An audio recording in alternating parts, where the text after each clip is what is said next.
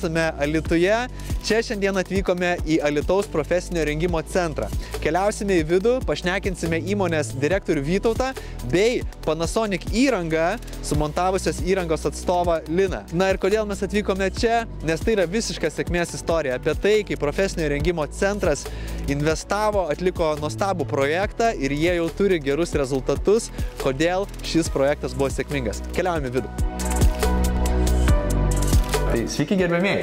Labą dieną. Smagu, kad turime galimybę pasikalbėti apie šitą jūsų sėkmingą projektą. Tai iš tikrųjų norėtume ir žiūrovam papasakot apskritai apie pačią idėją. Kokia buvo pagrindinė užduotis? Profesinė mokykla tai ta institucija, kuri daugiausia švietimo srityje suteikia daugiausiai praktinių įgūdžių mokiniams. Ir labai svarbu, kad mes turėtume kvalifikuotus mokytojus ir turėtume infrastruktūrą, kurioje mes galėtume ugdyti praktinius įgūdžius. Bendruomenė ieškojo sprendimų, kaip įgyvendinti naujas mokymo programas, tokias kaip ir elektriko, atsinaujinančios energijos įrangos montuotojo, ir priėmėm sprendimą, kad taip, mes turim laboratorijose turim atlikti tam tikrus darbus, bet labai svarbu, kad matytum tą pridėtinę vertę ir ypatingai mokiniai galėtų matyti pridėtinę vertę reguliuodami ir dirbdami su tikrais aparatais, su tikra aparatūra ir matydami, kokia yra nauda ir mokyklai, ir tiem žmonėms, kurie čia mokosi. Tai dabartiniu metu turime 2 pastatus, kuriuose yra atsinaujanti energetika, kur yra pastatyti sistemos oras vanduo ir taip pat turime ir saulės elektrinių. Tai čia gaminam, čia panaudojam šildymui ir karšto vandens gamybai ir tai yra tikrai labai svarbu ir džiaugiamės, kad ta idėja mus aplankė ir kad mūsų bendruomenė tikrai šioje srityje padarė labai daug. Vėlgi, kalbant apie pačią įrangą, gal tada mes Linai paties galim paklausti. Tai yra Panasonic šilumos siurbliai. Mūsų įmonė dirba būtent su jais. Ir kai sužinojom poreikius užsakovų, tai pasižiūrėjom, ką galim padaryti, ką galim pasiūlyti ir pasiūlėm būtent tai, kas mūsų nuomonė buvo geriausia. Tai yra mokymo centre, kur yra laboratorijos, ten yra gaminama šiluma, 2 šilumos siurbliai, akumuliacinės bačkos sumontuotos ir esant galimybė, jau kai labai stiprų šalčiai užpuola, tada jie gali įsijungti centralinį šildymą.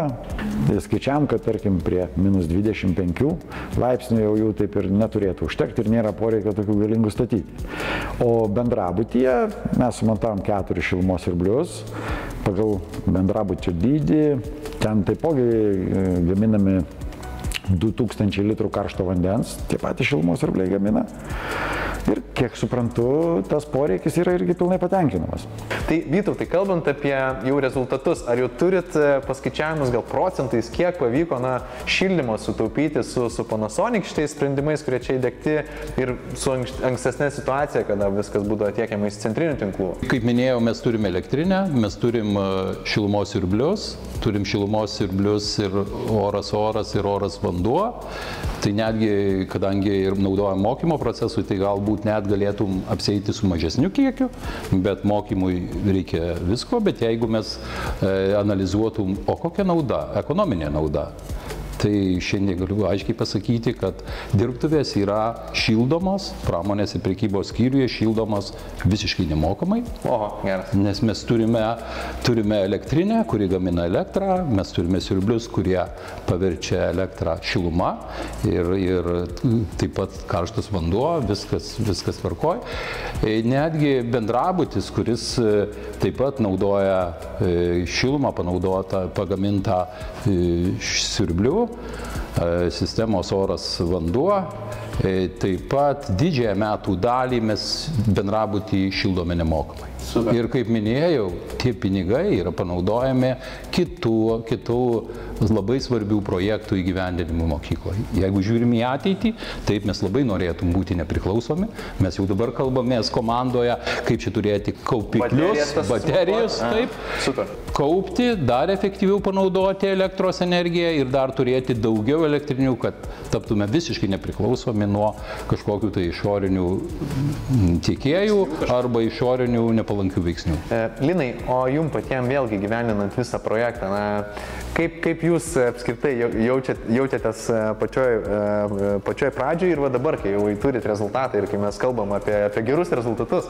Rezultatas be abejo džiugina, tai nebuvo pats pirmas jau mūsų toks didelis projektas.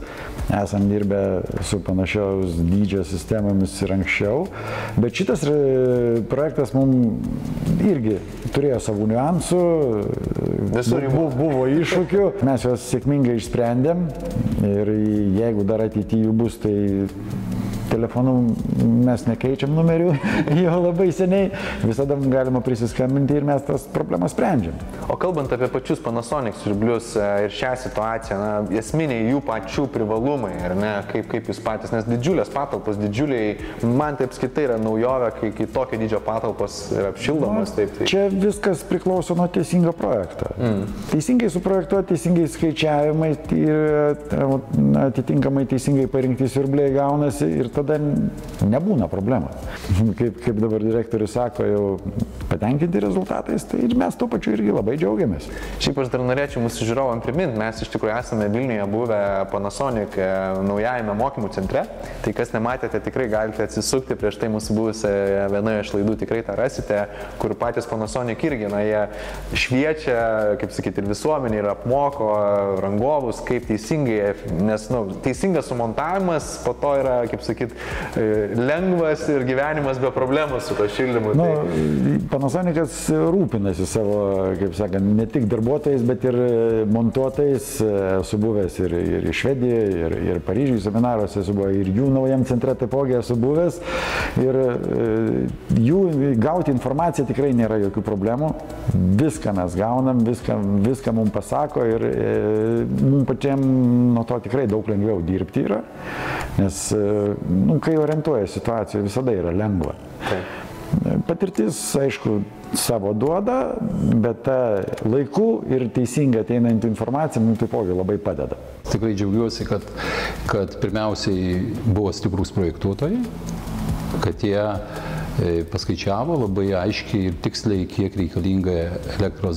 reikalinga energijos, kokie turi būti galingumai. Savo mokyklos komandai tikrai džiaugiuosi, kad buvo parengta tinkama specifikacija, kad buvo viešieji pirkimai ir galėjo, ir tada jau man atsiranda ir džiaugsmas, kad atėjo šita organizacija, visų pirma dėl to, kad laikėsi terminų ir dėl to, kad jie neužmiršo mūsų kaip po atliktų užduočių. Tikrai taip, nuolatinė konsultacija, taip, jie mokė mus, kaip mes turėtume prižiūrėti, kad mes išgautum pačią geriausią ekonominį efektą ir kol kas, tikrai aš galiu labai drąsiai ir atsakingai sakyti ačiū už tai, kad mes dirbome kartu ir ateityje taip pat, manau, turėsim dar ne vieną projektą. Jūs turėsit pasistengti, kad pas mus ateitų, mes taip pat turėsim pasistengti, kad tai būtų vieša, efektyvu ir stipru. Reiškia, nebereikalo mes stengiamės. Ir toliau stengsimės lygiai taip pat. Mums buvo puikiai patirtis ir toliau mes juos semiamės su jūsų pagalba ir manau, bendradarbiausim sėkmingai toliau. Tai gerbėmėjai Vytautai, Linai, iš tikrųjų tikrai dėkojame už laiką, už šitą gerą istoriją ir tikrai mes patys irgi raginame visą, turbūt viešąjį sektorių, kiek įmanoma efektyvinti, ar ne, savo visas išlaidas, sakysim, vėlgi ir rengti tokio tipo projektus. O jums, Vytautai, tikrai ir jūsų visai organizacijai linkime kuo didžiausios sėkmės, net nebijojam, kad jau įgyvendinus šį projektą niekas nebebaisu, turi daug patirties naujos. Tai lygiai taip pat ir Linai pačiam su jūsų visais projektais linkim kuo didesnių iššūkių, kad dar labiau būtų galimybė pasistiepti ir kažko išmokti. Ir džiaugiamės iš tikrųjų, kad ir Panasonic čia, kaip sakyt, sužaidė labai stiprų vaidmenį, nes jų irgi dėka mes turim tokį rezultatą, kokį turim. Tai reiškia efektyvu, tvaru, ir taupomi yra visų mūsų piliečių pinigai. Tai yra labai labai svarbu ir labai gražu.